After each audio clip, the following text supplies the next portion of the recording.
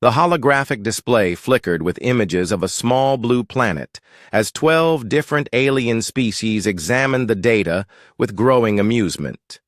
Each creature represented millions of years of evolution, advanced technology, and galactic dominance. Yet they all shared the same dismissive expression as they looked at the third planet from a yellow star in the outer rim. Vel twisted his serpentine body around the central podium, his scales catching the artificial light. As the primary scout for this sector, he had personally reviewed every piece of information about the world the inhabitants called Earth. His forked tongue tasted the air, sensing the skepticism of his fellow council members.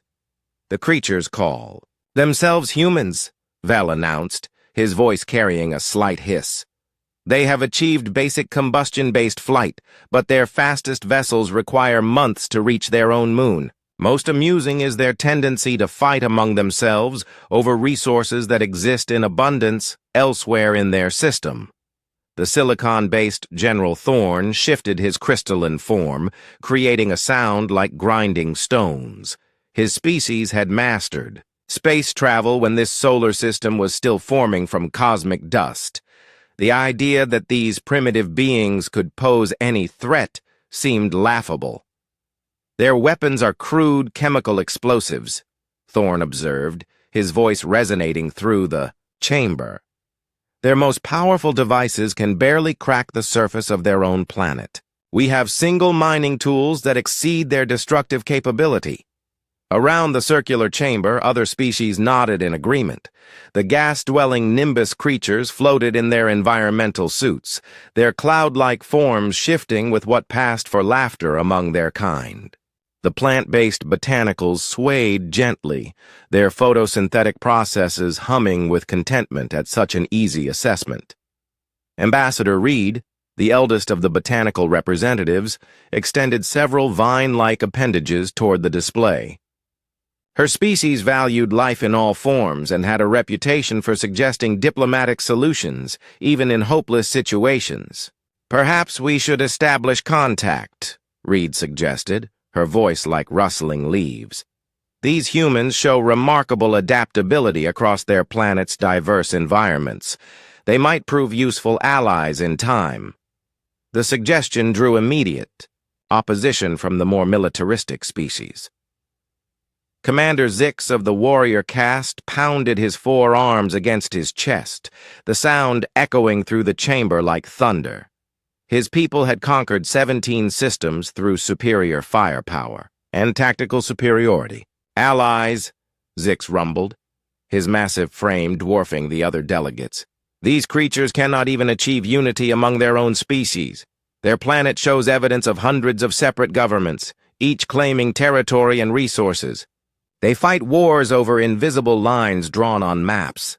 The holographic display shifted to show human military formations. Rows of soldiers marched with projectile weapons, vehicles that moved on wheels rather than hovering, and aircraft that required wings to stay airborne.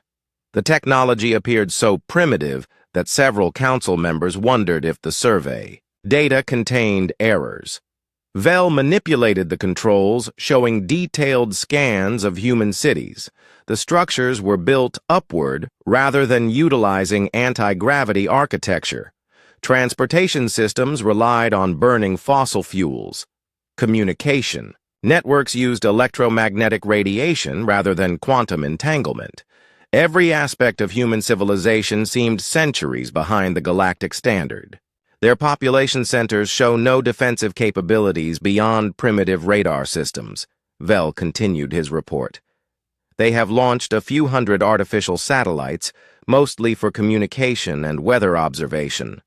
Their space-based infrastructure consists of a single small station that requires constant resupply from the surface. General Thorn accessed his own tactical assessment files. His species had developed comprehensive strategies for dealing with primitive worlds, though most proved unnecessary once the inhabitants saw galactic technology in action. "Standard procedure suggests a monitoring probe for now," Thorn stated. "When expansion reaches their sector in approximately 200 years, Integration should require minimal resources. A single diplomatic vessel would likely secure their complete surrender. The Nimbus delegate, speaking through atmospheric vibrations translated by universal communicators, agreed with the assessment. Their species had observed thousands of primitive worlds over the millennia, and Earth showed all the typical signs of a civilization destined for client status rather than partnership. Other council members began discussing more pressing matters. The Crystalline Syndicate needed arbitration in their trade dispute with the Metal Workers Union. 3 separate mining rights conflicts required resolution in the inner systems. A potential new species had been discovered near the galactic core that actually possessed faster-than-light communication technology. Earth represented such a low priority that the discussion moved on within minutes. The primitive humans would continue their tribal conflicts and slow technological development while the galaxy addressed real challenges. The monitoring probe would file routine reports that nobody would bother reading unless something extraordinary occurred. As the council session continued, the holographic image of Earth slowly rotated, showing continents covered in lights that marked human settlements. From space, the planet looked almost peaceful, with white clouds swirling over blue oceans and green land masses. The aurora displays at both poles created beautiful patterns of colored light. What the Galactic Survey had failed to detect were the subtle signs that this particular primitive species might be different. Human cities showed evidence of rapid technological advancement that didn't follow typical development patterns. Their communication networks displayed unusual coordination for a species supposedly divided into hundreds of separate nations. Most significantly, their response to discovering they were not alone in the universe would prove far more unified and innovative than any galactic civilization had ever managed. The council members finished their assessment and moved to other business, confident in their evaluation. The small blue planet in the outer rim would remain a footnote in galactic records, monitored by automated systems and forgotten by the species that controlled stellar civilization. None of them suspected that within 50 years, every assumption they had made about humanity would prove catastrophically wrong. The primitive creatures with their chemical rockets and projectile weapons would become the greatest variable the galaxy had ever encountered. Their dismissive attitudes toward Earth would transform from confident superiority to desperate regret. But for now, the Council was satisfied with their decision to ignore the humans. After all, what possible threat could such a primitive species represent to civilizations that had mastered the stars for millennia? Deep space monitoring stations around Earth detected the alien probe on a Tuesday morning that would forever change human history. Dr. Emma Torres was reviewing solar radiation data when her instruments registered something impossible: an artificial object maintaining perfect orbital mechanics while scanning Earth with energy patterns that defied known physics. Within 6 hours, every major government on the planet received the same terrifying confirmation. Humanity was not alone, and someone was watching them with technology far beyond human understanding. The probe made no attempt to hide its presence, suggesting either supreme confidence or complete dismissal of human capabilities. President Williams sat in the emergency session of world leaders, looking at faces that represented every major nation on Earth. For the first time in recorded history, ancient enemies found themselves united by a threat that made their territorial disputes seem absurdly petty. The Chinese premier, Russian president, European chancellor, and dozens of other leaders all faced the same reality. Their species was being evaluated by beings with godlike technology. The object responds to no communication attempts, reported General Hayes, the top military advisor present. It simply continues scanning our planet, taking detailed measurements of everything from our cities to our military installations. Whatever they're planning, they're being very thorough about it. Dr. Torres connected to the conference from her laboratory, where teams of scientists worked around the clock to understand even fragments of the alien technology. Her initial findings were both hopeful and terrifying. The energy patterns suggest scanning technology, not weapons, she explained to the assembled leaders. However, the sophistication level indicates a civilization that could likely destroy our entire planet without significant effort. The good news is that they seem content to observe for now. What followed was the most remarkable display of human cooperation in recorded history. Within weeks, the newly formed United Earth Defense Initiative had consolidated resources from every major power. Military budgets were redirected toward a single goal: survival. Scientific communities that had competed for decades suddenly shared every discovery freely. The breakthrough came from an unexpected source. A team of graduate students in Mumbai managed to capture and analyze fragments of the probe's scanning beams. What they discovered revolutionized human understanding of physics overnight. The aliens used energy manipulation techniques that humans had never conceived, but the underlying mathematical principles could be adapted to human technology. Dr. Torres found herself leading the largest scientific project in human history. Laboratories on every continent worked on different aspects of reverse engineering alien principles. What emerged was not a copy of alien technology, but something uniquely human.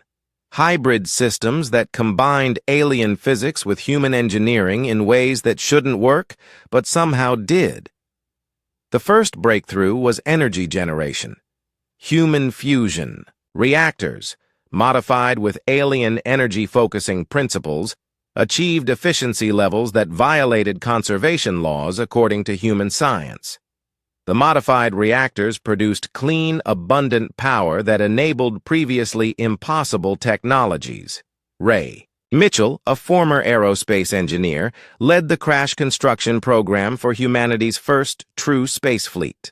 The ships bore no resemblance to sleek alien designs or even traditional human spacecraft.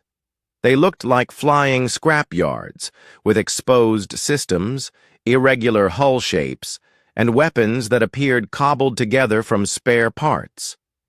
"We can't match their technology directly," Mitchell explained to his construction teams.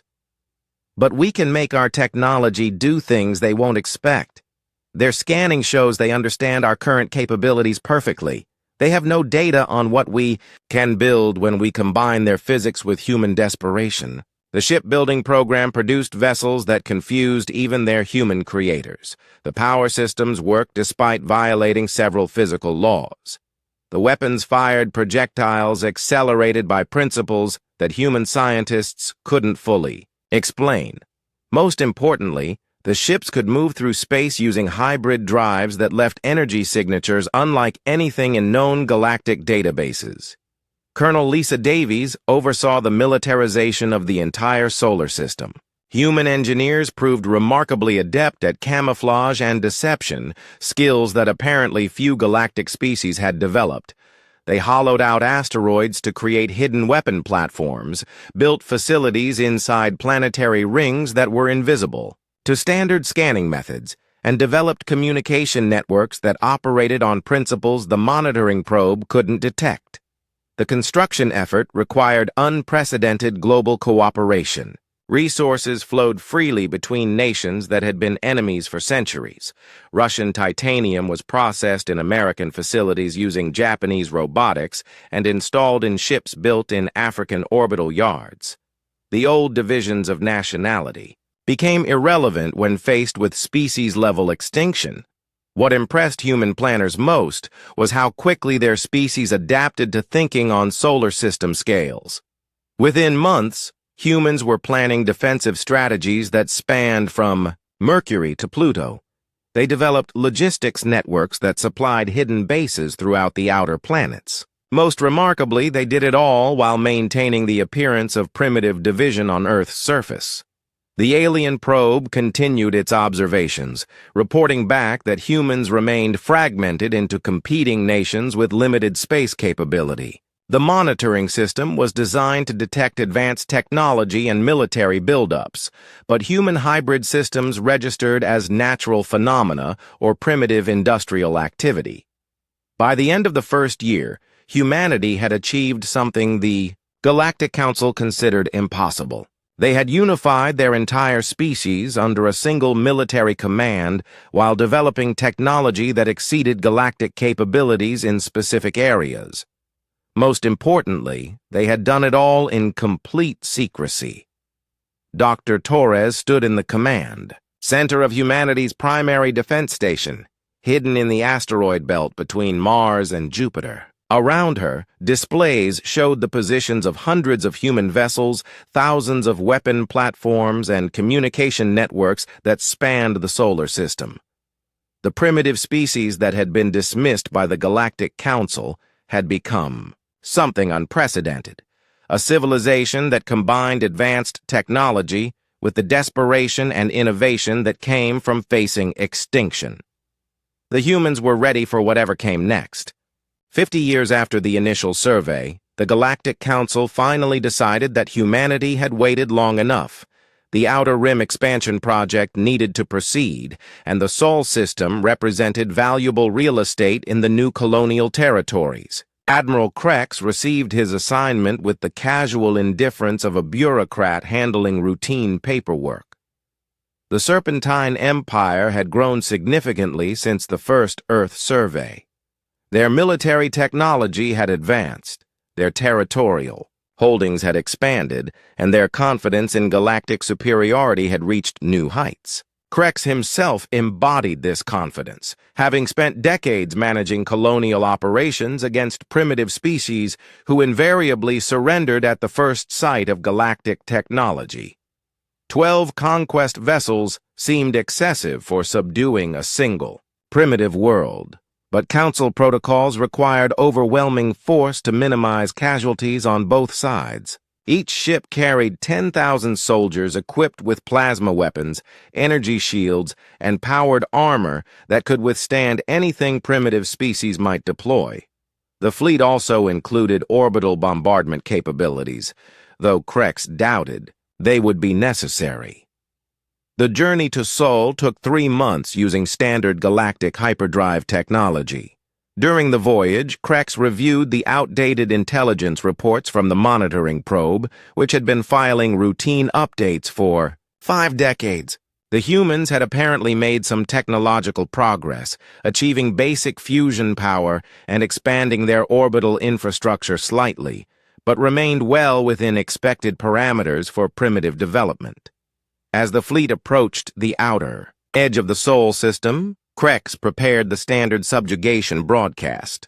The message had been refined over centuries of successful colonial operations and typically resulted in immediate surrender once primitive species understood the technological gap they faced. Inhabitants of the third planet of this system, Krex announced, his voice carrying across all standard communication frequencies, you are hereby notified that this territory has been claimed by the Serpentine Empire under authority of the Galactic Council. You will cease all hostile activities and prepare for peaceful integration into galactic civilization. Compliance will ensure your species' continued existence and prosperity under our protection. The response came not from the expected primitive radio transmissions, but through advanced quantum communication systems that shouldn't exist in this system.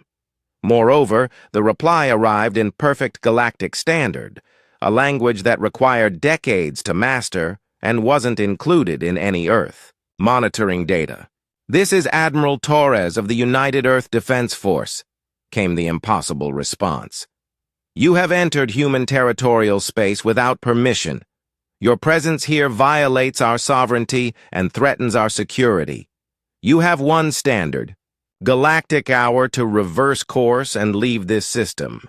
Any hostile action will be met with appropriate force.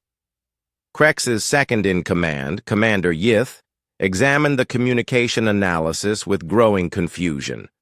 The signal originated from the outer system, suggesting the humans had developed deep space monitoring capabilities. More disturbing, the linguistic complexity indicated formal contact with galactic civilization, which should have been impossible given their isolation.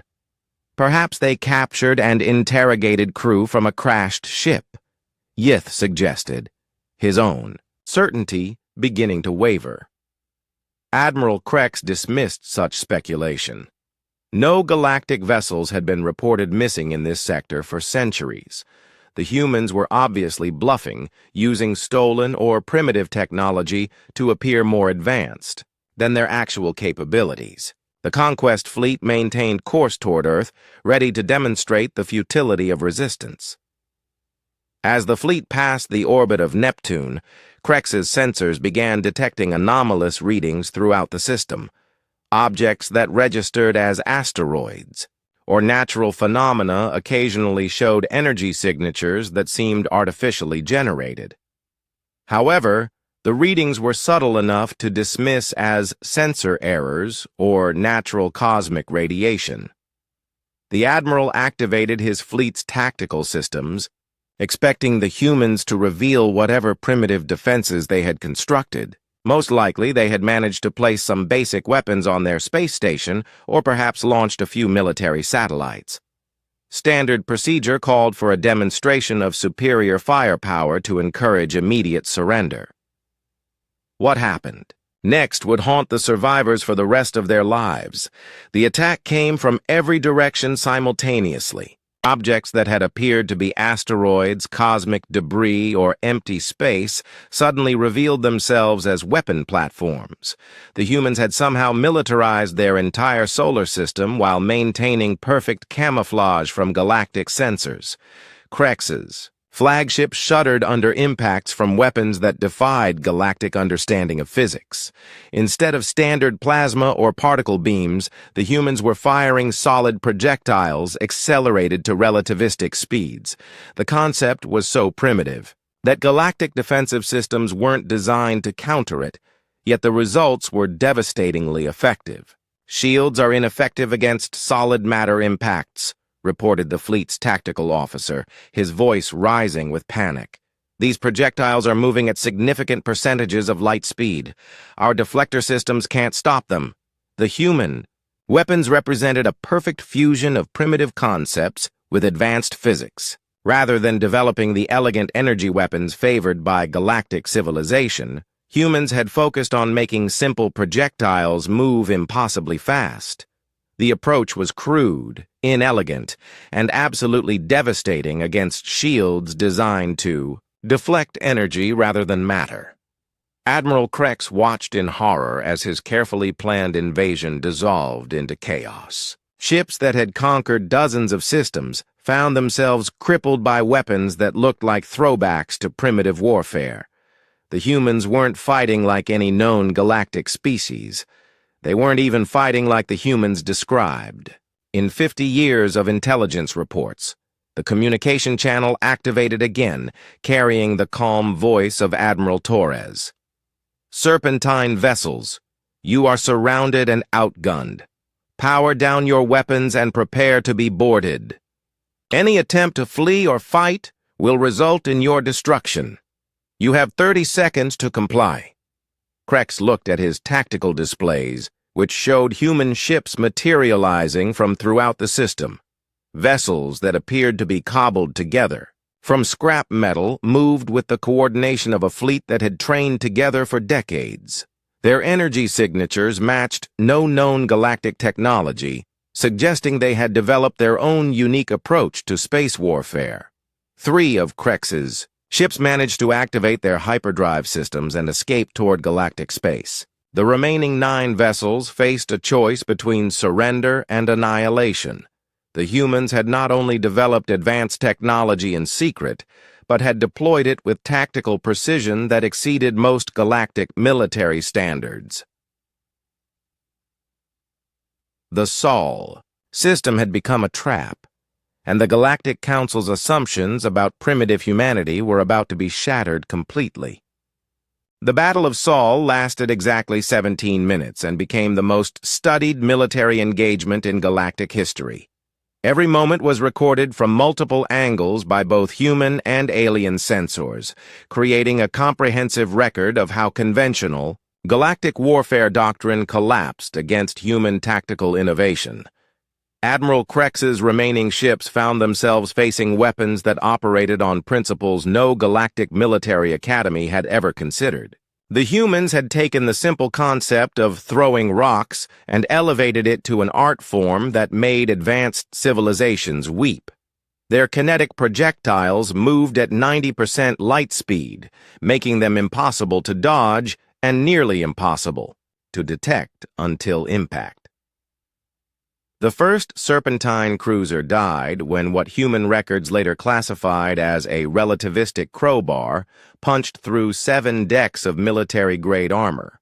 The weapon was literally an iron rod, accelerated through gravitational manipulation to speeds that transformed simple metal into a force that could crack planets. The alien defensive systems never recognized it as a weapon until it had already vaporized the engine core. Commander Yeath watched his tactical display with growing horror as human ships emerged from hiding places throughout the solar system. They moved with perfect coordination despite using communication methods that shouldn't work across such distances. More disturbing, their vessels looked like they had been assembled in scrapyards, yet performed maneuvers that exceeded the capabilities of ships built in the finest galactic shipyards. "How are they communicating?" Yeath demanded of his sensor. "Operators.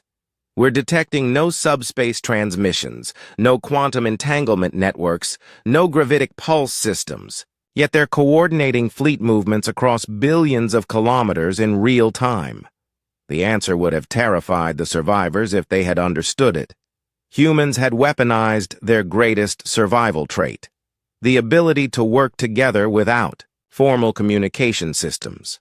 50 years of preparation had created a defense network that operated more like a single organism than a collection of separate units. Admiral Torres commanded the human fleet from her flagship, a vessel that looked like it had been built from spare parts and held together with determination. The ship's hull showed exposed systems, irregular weapon mounts, and armor plating that appeared to be salvaged from construction equipment. Yet it moved through space with the grace of a dancer and hit targets with precision that made galactic targeting computers seem primitive. "Serpentine flagship. This is your final warning," Torres broadcast on all frequencies. "Surrender now or face destruction. We have no desire to kill unnecessarily, but we will defend our territory with whatever force is required." Krex faced the impossible choice between certain death and surrender to a species the Galactic Council had dismissed as primitive. His military training demanded that he fight to the end, but his tactical assessment showed the futility of resistance. The humans had somehow achieved technological superiority in specific areas while maintaining the appearance of primitive development. The human weapons continued their devastating work. Energy shields that could deflect plasma blasts and particle beams proved useless against solid matter moving at relativistic speeds. Armor designed to withstand orbital bombardment crumpled like paper under kinetic impacts that carried the energy of small nuclear weapons. What made the battle even more demoralizing for the galactic forces was the realization that the humans were holding back. Their weapon systems showed clear evidence of modular design, suggesting they had developed even more devastating capabilities that remained unused. The relativistic projectiles were apparently their equivalent of warning shots. 3 Serpentine vessels managed to break away from the engagement and activate their hyperdrive systems. Their escape was clearly allowed rather than earned, as human. Ships had been in position to intercept them, but chose not to pursue. The message was unmistakable. The humans wanted survivors to carry word back to the Galactic Council. The remaining 9 ships faced immediate boarding actions as human marines, demonstrated another impossible capability. Their boarding pods moved through space without detectable propulsion systems, attached to alien hulls despite advanced defensive measures, and cut through military-grade bulkheads using tools that appeared to be modified construction equipment. Admiral Krex met his captors in his own command center, expecting to face the primitive warriors described in galactic intelligence reports. Instead, he found himself confronting professional soldiers equipped with technology that combined galactic principles with human innovation in ways that created capabilities exceeding either approach alone. The human Marines wore powered armor. That looked crude compared to galactic designs, but functioned better in actual combat conditions. Their weapons were simple projectile systems enhanced with energy manipulation techniques that made them devastatingly effective. Most unsettling, they moved with the coordination of troops who had trained together for decades, rather than the chaotic aggression expected from primitive species. Admiral Krex, Torres announced as she materialized via transportation technology that registered on no known galactic sensors. You are now a prisoner of war under the Sol Accords. Your crew will be treated according to galactic conventions for military captives, assuming your species follows similar protocols. The implications of her statement were staggering. The humans had not only developed advanced military technology, in secret, but had also studied galactic law and military conventions well enough to reference specific legal frameworks. They were operating as equals rather than primitives seeking to join galactic civilization.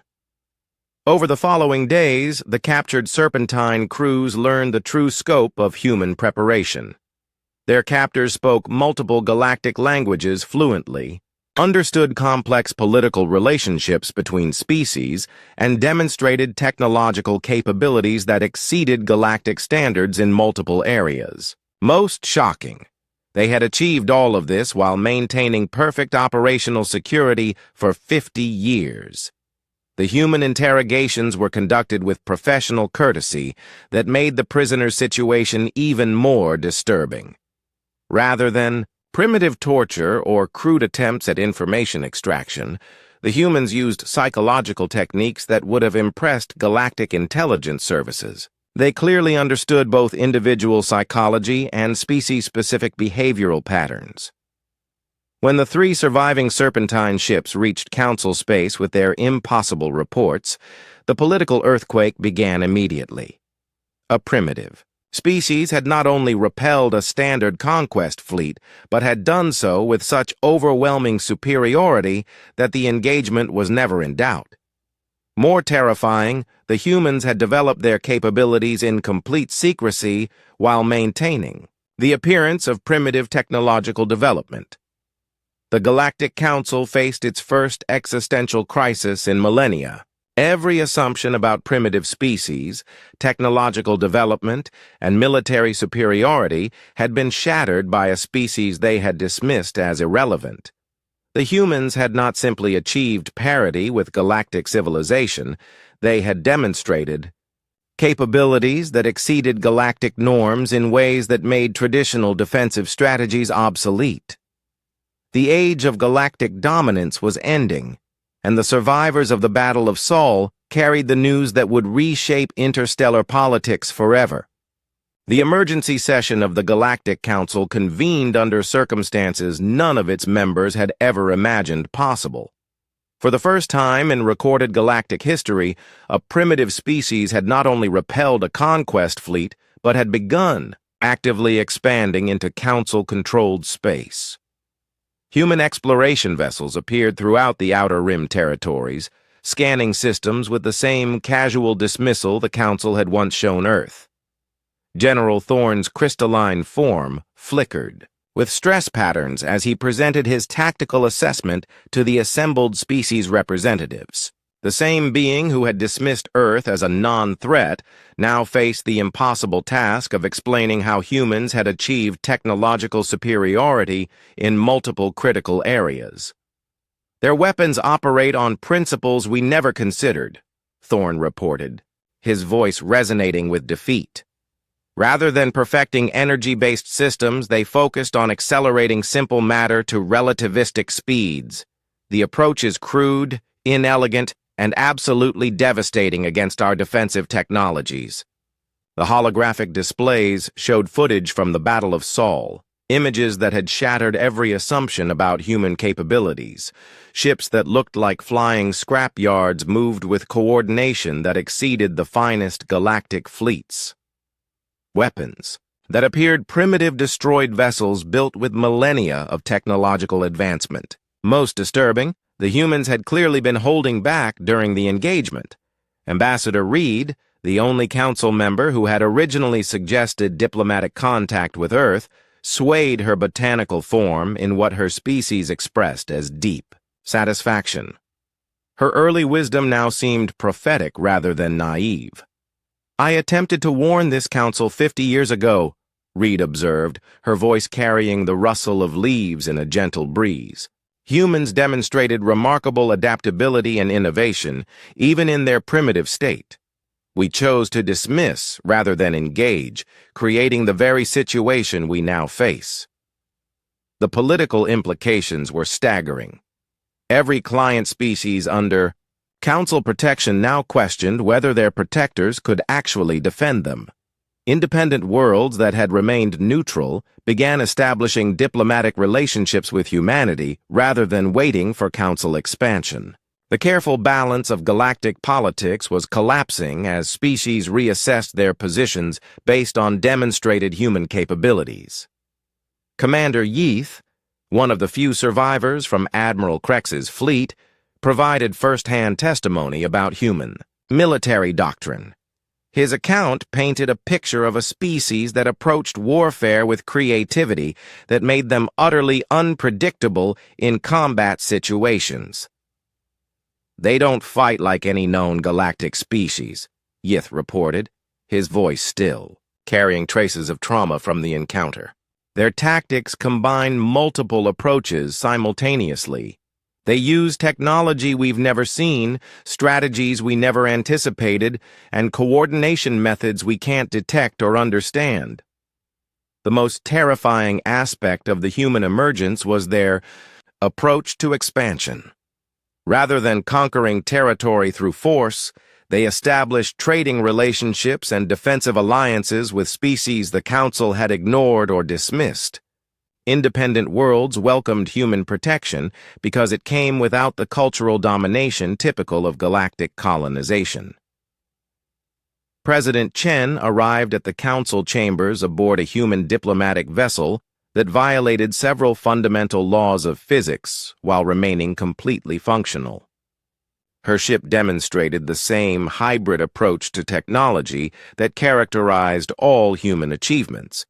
Impossible combinations of different scientific principles that somehow worked better than traditional methods. The diplomatic reception hall had been hastily modified to accommodate human atmospheric requirements, a detail that highlighted how unprepared the Council was for dealing with Earth as an equal power. Chen entered wearing simple clothing that contrasted sharply with the elaborate ceremonial attire favored by galactic species. Yet her presence dominated the chamber with quiet confidence. The United Earth Defense Initiative bears no ill will toward the galactic community, Chen announced, her words translated into dozens of languages simultaneously. However, the age of dismissing species based on technological appearance is ending. Humanity will never again tolerate threats to our independence or the independence of our allies. The Council members struggled to process the implications of her statement. Chen was not requesting membership in galactic civilization or seeking protection from advanced species. She was announcing humanity's emergence as an independent power that would operate according to its own principles rather than Council authority. The negotiations that followed established the Soul Accords, a treaty, framework that fundamentally altered galactic politics. Humanity agreed to respect existing territorial boundaries and trade relationships, but reserved the right to establish independent alliances with any species that requested protection or partnership. The Council, faced with military capabilities, They couldn't match, had no choice but to accept these terms. What emerged from the diplomatic process was a new understanding of technological development and species potential.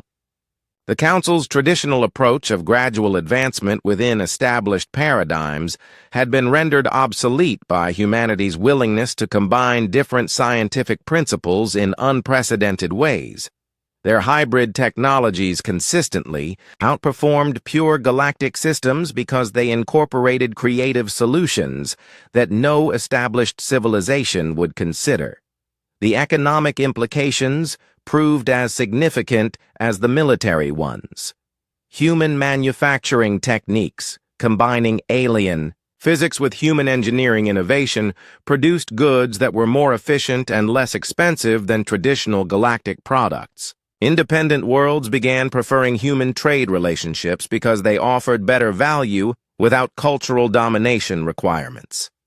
Within 5 years of first contact, human exploration teams had established diplomatic relationships with dozens of species the Council had never successfully contacted. Humanity's approach to interspecies communication relied on adaptability and patience rather than technological superiority, making them natural ambassadors for worlds that had been overlooked by galactic expansion. The transformation of galactic civilization accelerated as other species began adopting human approaches to problem-solving. The rigid technological hierarchies that had dominated scientific development for millennia gave way to experimental hybridization programs. Species that had remained stagnant for centuries suddenly began achieving breakthrough innovations by combining established principles in new ways.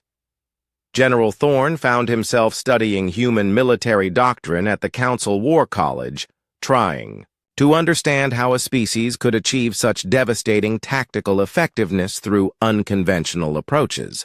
His analysis revealed that human advantages came not from superior technology alone, but from their willingness to think outside established paradigms when faced with seemingly impossible challenges. They don't follow our rules because they never learned our limitations, Thorne concluded in his official report. While we perfected existing technologies, they created entirely new approaches to the same problems. The result is a species that operates beyond our predictive models. The psychological impact on galactic civilization proved as important as the technological revolution. For millennia, advanced species had assumed that technological development followed predictable paths toward optimal solutions. Humanity demonstrated that multiple approaches could achieve superior results, suggesting that galactic civilization had been trapped in evolutionary dead ends for thousands of years. Ambassador Reed delivered the closing statement at the formal recognition ceremony that welcomed humanity as an equal member of the galactic community. Her words captured the fundamental lesson that the Council had learned through their catastrophic miscalculation. We spent so long perfecting what we knew that we forgot the most dangerous thing in the universe isn't a superior enemy, Reed observed, her botanical form swaying with ancient wisdom. It's an enemy who thinks differently than you do.